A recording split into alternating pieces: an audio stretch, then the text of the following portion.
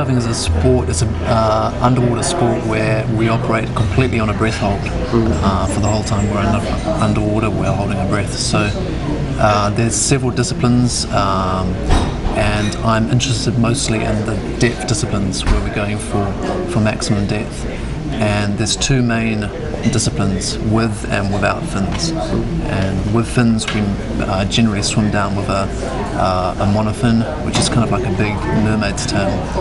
And without fins it's just your body in the water. And the without fins discipline is what I have the world record in, 86 meters, and that's kind of what I see as the purest expression of freediving underwater.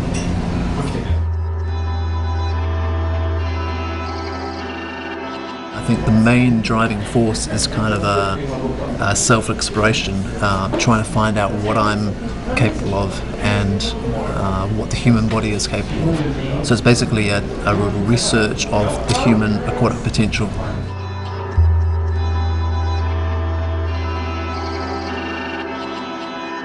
The first couple of times that I attempted the world record in unassisted freediving, both times were in Egypt, in the Red Sea, a place called Sharm el-Sheikh, and both times were unsuccessful. The first time I blacked out on the surface, so I came to the surface but I was unconscious when I got there. And the second time I actually blacked out 12 meters underneath the surface on the way out.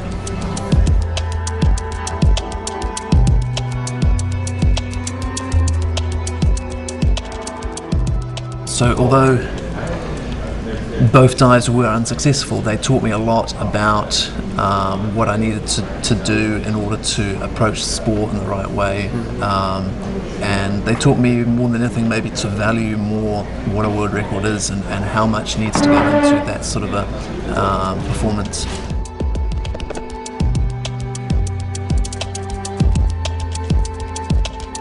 I did 2 dives back to back, and the first dive I did, I told my whole safety team, safety freedivers and scuba divers, I told them it was going to be another training day basically. I had the judges there to make it official and to simulate everything about a record attempt, but I told them it's just going to be a training dive. But I told the judges that if it was good, I wanted it to be a record, and this kind of took the pressure off me and the team as well, because there wasn't that kind of expectation. And so when I came back to the surface after the dive, the judges gave me the white card, which means it's a valid performance, and I turned around and told the safety divers that's a new world record that just about drowned me. But it was good. And then the next day I announced a new world record attempt for 1 meter deeper, and this time we invited all these spectators from Long Island, all the local community, and they turned out, and that was a much more kind of social experience. It was good.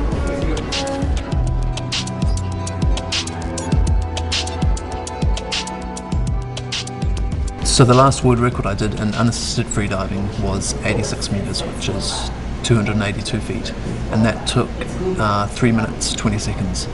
One of the benefits of the Sunto depth gauges is that it also gives you a readout for the descent and ascent splits, so that you can see how much time it takes you to go down and up. And you can also see by using the interface if there's any variations in descent or ascent speed.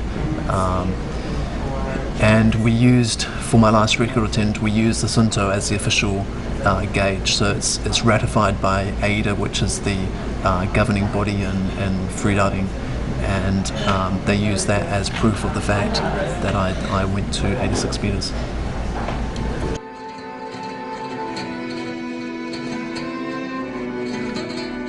Although I have the world records in 2 disciplines, that's never been the ultimate goal in my training, and I don't think it's going to make me feel comfortable or complacent, and I'm always going to be pushing out and trying to get deeper to find out what we are capable of under the water.